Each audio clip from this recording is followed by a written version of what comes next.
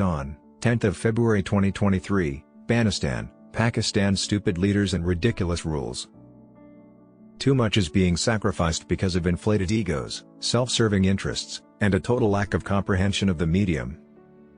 Wikipedia services were reduced by the Pakistan Telecommunications Authority, PTA, on the first day of this month. The platform was banned. There was widespread condemnation. The ban made international headlines. The National Commission on Human Rights wrote to the PTA, advocacy groups for civil society and the business community issued a joint statement. The PM's office gave instructions to the PTA to lift the ban.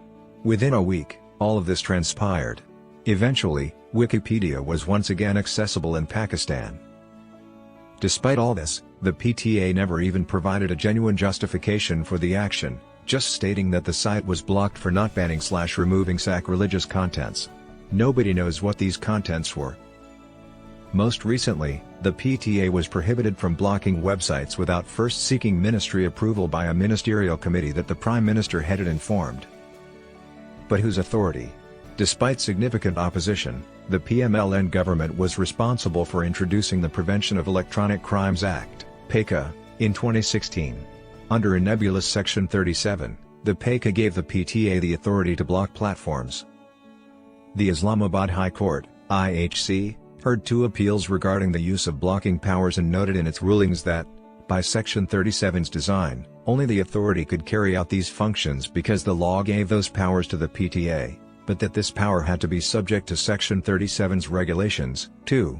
This was done to establish accountability and guarantee that the regulator carried out its responsibilities legally and impartially, free from outside manipulation and political influence. Contrary to the initially established regulations, the law envisions such rules as a means of oversight and regulation of the PTA's authority, not as a tool for giving it more leeway. Powers for limiting access to information through an information system are mentioned in Section 37. The ability to completely block platforms is not discussed anywhere. This was later added to the current IT minister's rules. While it may appear commendable that the administration intervened to support Wikipedia, the direction might change tomorrow to ban political information, as has happened in the past. Executive control over regulatory authority is not something to be proud of. In this case, it is not even lawful. Why doesn't the government abolish the regulations and move a bill to repeal Section 37 instead of issuing orders and creating committees devoid of legal authority, as was done in the past with the Interministerial Committee for the Evaluation of Websites, IMQ? This would address the real issue and align with Section 37's legitimate legal mandate. Delete all evidence of Chinese information management. Pakistan cannot advance economically, socially, or in any other area until regulators stop acting like playground bullies and holding an entire country hostage to their ego. The authorities' answer was to punish everyone at once to impart a lesson in a tribal manner. One instruction was not followed, which led to the most recent incident of this ego power trip. Regarding tech services and platforms, the public sector continues to hold us captive via poor decision-making. The message being communicated to the world is that we still live in a primitive age when blanket prohibitions are placed in 2023 rather than utilizing technology for its potential, especially when Pakistan is dealing with a trying economic position. Pakistan is not precisely being marketed as a place that upholds the rule of law or is profitable to attract investment, whether financial or human resource related, in a country where regulatory uncertainty predominates and legal and extra-legal measures are used to coerce citizens and businesses. The Pakistan Electronic Media Regulatory Authority, PEMRA, published a notification that forbade the transmission of the F9 rape incident, as though contending for the title of the most ludicrous regulator. It makes sense to enforce this provision of the PEMRA Code of Conduct, which forbids licensees from disclosing a victim's identity to protect the victim's identity. The statement broadcast/rebroadcast of news/reports concerning the F9 Park Islamabad incident is prohibited, with immediate effect reads more like a general ban than a restriction. Vague regulatory directions with accompanying threats of regulatory action, whether in service reductions, prohibitions, license suspensions, or fines, result in over-regulation, which censors even protected speech and discussions of public interest concerns, making free speech illegal.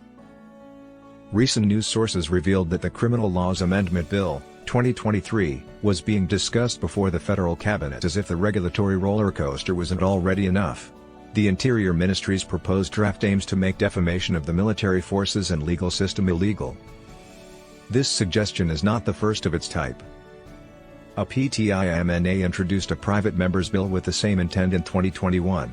The PTI government issued an ordinance in 2022 to add the same under Section 20 of the Prevention of Electronic Crimes Act, PECA, 2016, but the Islamabad High Court invalidated it. The PML Interior and Ministry has moved this bill. Despite internal opposition, a committee was established to continue the discussion. As if the various PPC and PECA sections weren't already being used in this manner without such modifications. The most straightforward way to postpone contentious legislation in the face of opposition is through committees, which may reinstate the ruling by claiming that we held discussions. Consultations elsewhere go on for years. These consist of drafts that are open to the public, white papers, and reactions to suggestions made. Here, legislation and regulations are drafted in secret, given a deadline, placed on the agenda, and then presented to a vote. After a public uproar, sometimes followed by legal challenges, committees are formed and hastily organized consultations with no clear objectives to check off boxes for appearances. This also applied to the way the social media guidelines were written. Little has been heard of the social media rules since the Islamabad High Court ordered that Parliament review them. Though it is unclear what is being examined, who has been engaged, or whether this process will be genuinely consultative in a more transparent and meaningful manner, they currently appear to be under consideration before the Law and Justice Committee. Also, the procedure is reversed. The regulations were initially identified in 2020 following the discovery of a leaked document that had previously been informed. Rules and bills should be discussed before being submitted for approval, a vote, or notification. Faulty Pakistani laws. There is no data protection or privacy law in Pakistan as of yet. Although there have been updates since 2005, it is evident that protecting citizens or data in the public or private sectors is not a priority. A bill will occasionally show up, some input will be requested, and then it will vanish. This is why rights organizations rely on public campaigning while the business sector uses backdoor channeling on important policy matters. But, there is also a need for public involvement, a severe and ongoing discussion around a table with representation from a variety of viewpoints, as well as from stakeholders from the public and private sectors, as well as from various decision-making levels within the public sector. Parliamentary committees can hold public hearings, courses can be added to the curricula of judicial academies rather than being offered only once, and the administration can maintain consultative procedures all year. But, this calls for work and a sincere desire to engage in open and meaningful discussion to get a deeper and more nuanced understanding rather than caving into pressure from some corners. Too much is being sacrificed because of inflated egos, self-serving goals, and a lack of familiarity with the medium. We will only continue on a downward trajectory in what is an anti-people and anti-Pakistan agenda if ad hoc, uneducated decision-making predominates in this sector as in any other.